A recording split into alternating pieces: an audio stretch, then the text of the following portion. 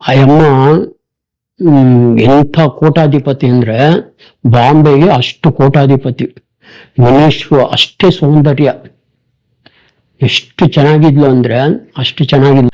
ಅದೇ ನಾವು ದತ್ತ ಜಯಂತಿಗೆ ಹೋಗಿದ್ವಲ್ಲ ಆವಾಗ, ಅದಕ್ಕಿಂತ ಮುಂಚೆ ಇದು ಸ್ಟೋರಿ. ಆಕೆ ತುಂಬಾ ಮಿನಿಸ್ಟ್ರು ಎಲ್ಲ ಯಾಕಂದ್ರೆ ದೊಡ್ಡ ಶ್ರೀಮಂತರಲ್ವಾ, ಅಷ್ಟೇ ಸೌಂದರ್ಯನೂ ಇತ್ತು, ಅಷ್ಟೇ ಇದು ಎಲ್ಲ ಅವಳ ಅಷ್ಟು ಇದಿತ್ತು. ಅಲ್ಲಿ ಬಾಬನ್ ಭಕ್ತರು ಒಬ್ಬ ಇದ್ದ ಆಕೆ ಇದರಲ್ಲಿ. ಅವರು ಗುರುವಾರ ಬಾಬಾ ಭಜನೆ ಎಲ್ಲೇ ಇದ್ರು ತಪ್ಸಲ್ಲ. ಬಾಬಾ ಹೇಳ್ತಾ ಇದ್ದಿದ್ದೆ ಅಷ್ಟೇ, ನೀವು ಬೇರೆ ದಿವಸ ತಪ್ಪಿದ್ರು ಗುರುವಾರ ತಪ್ಪಿಸ್ಬೇಡಿ ಅನ್ನೋರು. ಗುರುವಾರ ಅಲ್ಲೂ ಅಷ್ಟೇ, ಬಾಂಬೆಲಿ ಗುರುವಾರ ಎಷ್ಟೇ ಕಷ್ಟ ಇದ್ರು ಬಂದ್ಬಿಡೋರು, ತಪ್ಪಿಸ್ತಾ ಇರಲಿಲ್ಲ. ಅವರು ಇಲ್ಲ ಇವತ್ತು ಗುರುವಾರ ಬಾಬಾ ಬೈತಾರೆ, ನಮಗೆ ಬಾಬನ ಕೋಪಕ್ಕೆ ಇದಾವೆ, ನಾವು ಹೋಗ್ತೀವಿ. ಏನ್ರಿ ಯಾವಾಗಲೂ ಬಾಬಾ ಬಾಬಾ ಅಂತೀರಾ, ಏನ್ರಿ ಇಲ್ಲಿ ಎಲ್ಲ ಪಾರ್ಟಿ ಎಷ್ಟು ಅಯ್ಯೋ ನನ್ಗೆ ಈ ಪಾರ್ಟಿ ಬೇಡ, ನನಗೆ ಅಲ್ಲಿ ನಮ್ಮ ಬಾಬಾನೇ ಬೇಕು, ನಾನು ಹೋಗ್ತೀನಿ ಅಂದ್ರಂತೆ. ಅದಕ್ಕೆ ಏನ್ರಿ ನಿಮ್ಮ ಬಾಬಾ ಬಾಬಾ ಅಂತೀರಾ? ನಾನು ನೋಡಿದ್ದೇ ಇರೋರೇನ್ರಿ, ನಿಮ್ಮ ಬಾಬನ ನನ್ನ ಮನೆ ಕಟ್ಸಲನ್ರಿ? ನೀವು ಕಟ್ಸೋಂಥ ಬಾಬಾ ಅಲ್ಲ, ಅವರು ಅವತಾರ ಪುರುಷರು, ದತ್ತ, ಅಷ್ಟುವಾಗಿ ಇದೆಲ್ಲ ನಿಮ್ಗೆ ಗೊತ್ತಿಲ್ಲ. ಹೌದನ್ರಿ, ನೋಡಿ ನಾನು ಕಳಿಸ್ತೀನಿ ಅಂದ್ಬಿಟ್ಟು ಒಂದು ದಿವಸ ಬಂದ್ರಂತೆ ಬಾಂಬೆ ಆಶ್ರಮ ಚುನಾಪಟ್ಟಿ. ಬಂದು ನಮಸ್ಕಾರ ಬಾಬಾ, ನಮ್ಮ ಮನೇಲಿ ಪಾದ ಪೂಜೆ ಇಟ್ಕೊಂಡಿದ್ದೀವಿ, ನಿಮ್ದು ಬರಬೇಕು. ಇಲ್ಲ ತಾಯಿ ಬರಲ್ಲ, ಬರೋದಿಲ್ಲ, ನಿನ್ನ ಹತ್ರ ಮಾತಾಡೋದು ಇಲ್ಲ, ಬರೋದಿಲ್ಲ ಮಾತಾಡೋದು ಇಲ್ಲ. ಬರಲ್ವಾ, ಮಾತಾಡೋಲ್ಲ, ನೋಡೋಣ ಅದಂಗೆ ಅಂದ್ಬಿಟ್ಟು ಹೋಗ್ಬಿಟ್ಟು ಏನೇನೋ ಪ್ರಯತ್ನ ಮಾಡಿ ಬರಲಿಲ್ಲ. ಆಮೇಲೆ ಒಬ್ಬ ಭಕ್ತರು ಹೇಳಿದ್ರಂತೆ, ನೀವು ದತ್ತ ಜಯಂತಿ ದಿವಸ ಬೆಂಗಳೂರಿಂದ ಹನುಮಂತರಾಜು ಅಂತ ಬಂದಿದ್ದಾರೆ, ಅವರು ತುಂಬಾ ಪರಮ ಭಕ್ತರು ಬಾಬನ್ಗೆ, ಅವ್ರನ್ನ ಕರ್ಕೊಂಡ್ಬರ್ತೀನಿ ನಿಮ್ಮ ಮನೆಗೆ, ನೀವೇ ಮಾತಾಡಿ ಬಾಬನ್ನ ಅವರು ಮಾತು ಕರ್ಕೊಂಡ್ಬರ್ಬೋದು, ಯಾಕೆಂದ್ರೆ ಬಾಬನ್ಗೆ ಅವ್ರು ತುಂಬಾ ಇದು. ಆಯ್ತು ಕರ್ಕೊಂಬನ್ನಿ ಅವ್ರಿಗೆ. ಆವತ್ತು ದತ್ತ ಜಯಂತಿ ದಿವಸ ಭಜನೆ ಎಲ್ಲ ಹಾಗೆ ಇದಾದ್ಮೇಲೆ ಬನ್ನಿ ಹನುಮಂತರಾಜು, ಇಲ್ಲೇ ಒಬ್ಬರು ಇದ್ದಾರೆ, ಅವ್ರ ಮನೆ ದೊಡ್ಡ ಶ್ರೀಮಂತರು, ಅವ್ರ ಮನೆಗೆ ಹೋಗಿ ಒಬ್ಬ ಭಕ್ತರು ಕರ್ಕೊಂಡು ಹೋಗ್ಬಿಟ್ರು ಕಾರಲ್ಲಿ. ಹೋಗ್ಬಿಟ್ಟು ಬಂದು ಬಾಬಾ ಹತ್ರ ಪಂಜಾಬಿ ಅಂತ ಎಲ್ಲ ಹೇಳಿಸು, ಪಾಪ ಏನೋ ಕೇಳ್ಕೊಂತ ಇದ್ದಾಳೆ ಪಾದ ಪೂಜೆ ಅಂದ್ಬಿಟ್ಟು.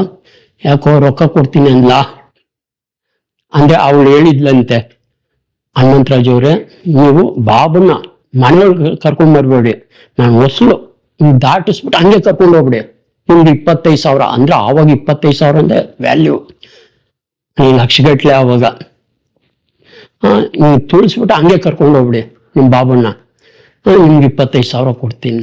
ಅಯ್ಯೋ ನಾನು ದುಡ್ಡು ನೋಡಿರೋ, ನಾನು ಸಂಪಾದನೆ ಮಾಡ್ಬೇಕು, ನಾನು ಅಂಥವೆಲ್ಲ ಮಾಡ್ಬೋದಮ್ಮ, ನಾನು ದೊಡ್ಡ ಆಫೀಸರು, ನನಗೆ ಅದಿಲ್ಲ, ನಿನ್ ಭಕ್ತಿ ಇದ್ರೆ ನಾನು ಹೇಳ್ತೀನಿ, ಬಾಬಾ ಬರ್ತೀನಿ ಅಂತ ಕರ್ಕೊಂಡ್ಬರ್ತೀನಿ ಅಂದ್ಬಿಟ್ಟು. ನಮ್ದೊಳಪು ಇದೆಲ್ಲ ಗೊತ್ತಿಲ್ಲ, ಹಿಂಗಾಗಿರೋದು. ಬಂದು ಬಾಬಾ ಈ ಥರ ಕರೀತಾ ಇದ್ದಾರೆ, ಪಾಪ ಆಕೆ ಯಾಕೋ ರೊಕ್ಕ ಕೊಡ್ತೀನಿ ಅಂದ್ಲ. ಇನ್ನೊಂದು ದಿವಸ ಆಕೆ ಮನೆಗೆ ಹೋದ್ರೆ, ಭಕ್ತಿ ಮಾಡೋರು ಆಕೆ ಮನೆಗೆ ಹೋಗ್ಬೇಡ. ಕೊನೆಗೆ ಎಲ್ಲ ಪ್ರಯತ್ನ ಮಾಡಿಲ್ಲ, ಕರೆಕ್ಟು, ಇವರು ನಿಜವಾದ ದೇವರು ಅಂದ್ಬಿಟ್ಟು ಗೊತ್ತಾಗ್ಬಿಟ್ಟು ಆವಾಗ ಬಾಬನ ಹತ್ರ ಬಂದು, ಬಾಬಾ ನೀವು ಬರಬೇಡಿ, ನಾನು ಮಾತಾಡಿಸಿ ನನಗೆ ಆಶೀರ್ವಾದ ಮಾಡಿ, ಎಲ್ಲ ಬಿಟ್ಟಿದ್ದೀನಿ ಅಂದ್ಬಿಟ್ಟು ತಲೆ ಓಡ್ಕೊಳೋವಳು. ಕೊನೆಯಲ್ಲಿ ಆವಾಗ ನಾನು ಅಲ್ಲೇ ಇದ್ದೆ, ಆರತಿ ಆಗೋವಾಗ ಕೊನೆಯಲ್ಲಿ ನಿಂತ್ಕೊಂಡ್ಬಿಡೋಳು. ಒಂದ್ಸರಿ ನೋಡ್ದೆ, ಇನ್ನೊಂದ್ಸರಿ ಹೋದಾಗ ಬಾಂಬೆಗೆ ಇನ್ನೊಂದ್ಸರಿ ಹೋದಾಗ ಕೊನೆಯಲ್ಲಿ ನಿಂತ್ಕೊಂಡವಳು. ನಾನು ಯಾರು ಅಂತ ಕೇಳಿದೆ, ಪಂಜಾಬಿ ಅಂತ, ಅದೇ ಹಿಂಗೆ ಆಕೆನೆ ಅಂತ. ವೈಟ್ ಸೀರೆ ವೈಟ್ ಬ್ಲೌಸು ಇದಾಕೊಂಡ್ಬಿಟ್ಟು ಕೊನೆಯಲ್ಲಿ ಸಿಂಪಲ್ ಒಡವೆ ಗಿಡವೆ, ಅಷ್ಟು ಕೋಟಾಧಿಪತಿ ಆದ್ರು ಸಿಂಪಲ್ ಆಗಿ ಗೋಡೆಗೆ ಭಜನೆ ಆಗ್ತಾ ಇದ್ರೆ ಗೋಡೆಗೆ ಹಿಂಗೆ ನಿಂತು ಬಿಡೋಳು. ನಿಂತ್ಕೊಂಡ್ಬಿಟ್ಟು ಭಜನೆ ಎಲ್ಲ ಆದ್ಮೇಲೆ ಎಲ್ಲರೂ ನಮಸ್ಕಾರ ಮಾಡಿ ಊಟ ಆದ್ಮೇಲೆ ಹಿಂಗೆ ಎಂಜಿಲ್ನ ಹಿಂಗೆ ಬಾಚೋಳು, ಎಲ್ಲಾರ್ದು ತಿಂದಿದ್ದನ್ನ. ಅಷ್ಟು ಕೋಟಾಧಿಪತಿ ಎಂಜಿಲ್ ಎಲೆಗಳನ್ನ ಹಿಂಗೆ ಬಾಚಿ ಎತ್ಕೊಂಡೋಗಿ ಬಿಸಾಕೋಳು. ಬಿಸಾಕ್ಬಿಟ್ಟು ಬಾಬನ ಹತ್ರ ಬಂದು ನಮಸ್ಕಾರ ಮಾಡುವಾಗ ಕಚ್ಚೋಳು, ಇದು ಬೆರಳು ಮಾತಾಡ್ಸ್ಲಿ. ಕೋಪ ಬಂದು ಏನ್ ಕಚ್ಚಿತಿ ಅಂತ. ಬಾಬಾ ಕಚ್ಕೋ, ಏನೋ ಮಾಡ್ಕೊ, ರಕ್ತ ಬರಂಗ್ ಕಚ್ಚೋಳು. ಕೋಪ ಬಂದು ಬೈಲಿ ನನ್ನ, ಆ ಬೈಕೊಂಡನ ನನ್ನ ಮಾತಾಡ್ಸ್ಲಿ ಅಂತ ಬಾಬಾ ಆಮೇಲೆ ಹೇಳೋರು ಭಕ್ತರಿಗೆ,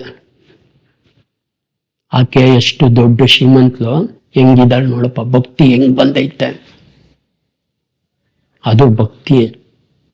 ಹೆಂಗಿದ್ಲು ಅವಳು, ಈಗ ಹೆಂಗಾಗಿದ್ದಾಳೆ. ಆಮೇಲೆ ಹಂಗೆ ಹಿಂಗೆ ಮಾಡ್ಕೊಂಡು ಆಮೇಲೆ ಬೆಂಗಳೂರು ಬಂದಾಗ ಗೊತ್ತಾಯ್ತು. ಬೆಂಗಳೂರಿಗೆ ಗುರುಪೂರ್ಣಿಮೆಗೆ ಏನೋ ಒಂದ್ಸರಿ ಬಂದಾಗ ಬಾಬಾ ಇದಾದಾಗ ಮಾತಾಡ್ಸಕ್ಕೆ ಶುರು ಮಾಡಿದ್ರು ಅಂತ. ಅವಕ್ಕೆ ಭಕ್ತಿಗೆ ತಡೆಯಕ್ಕಾಗದೆ ಬಾಬಾನೇ ಮಾತಾಡ್ಸಿದ್ರು ಅಂತ. ಹಂಗೆ ಅಂತಂತ ದೊಡ್ಡ ಶ್ರೀಮಂತರು ಇದು ಆಕೆ. ನಾನು ಆವಾಗ ಅನ್ಕೊಂಡೆ ಎಷ್ಟು ಇದಪ್ಪ ಅಂತ. ಆಮೇಲೆ ದತ್ತ ಜಯಂತಿ ದಿವಸ ನನಗೆ ಹುಡುಗ ಅಲ್ವಾ, 12 ವರ್ಷನೋ ಏನೋ, 12-13 ವರ್ಷನೋ ಹುಡುಗ. ದತ್ತ ಜಯಂತಿ ಫಸ್ಟ್ ಟೈಮ್ ಬಾಂಬೆಗೆ ಹೋದಾಗ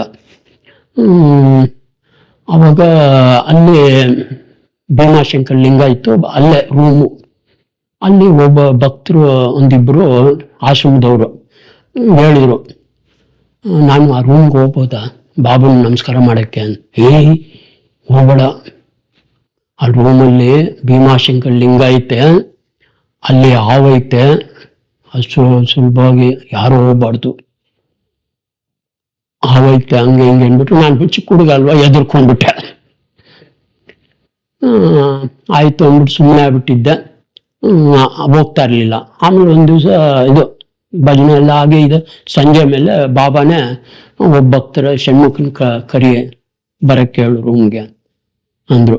ಆವಾಗ ಭಯ ಪಟ್ಕೊಂಡು ಹೋದೆ. ಹೇಳಿದ್ರಲ್ಲ ಹಾವೈತೆ ಹಂಗೆ, ಭಯ ಪಟ್ಕೊಂಡು ಹೋದೆ.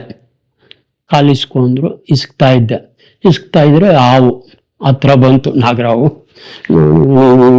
ಏನಪ್ಪ ಹಿಂಗ್ ಬಾಬಾ ಇದ್ ಮಾಡ್ತಾರಲ್ಲ ಅಂತ ಹಿಂಗೆ ಆ ಕಡೆ ಈ ಕಡೆ ಟರ್ನ್ ಮಾಡ್ಕೊಂಡು ಇಸ್ಕೋದು, ಹಂಗೋಗೋದು, ಹಿಂಗ್ ಬರೋದು, ಅದು ಹಿಂಗೆ ಆಟ ಆಡ್ಸೋದು.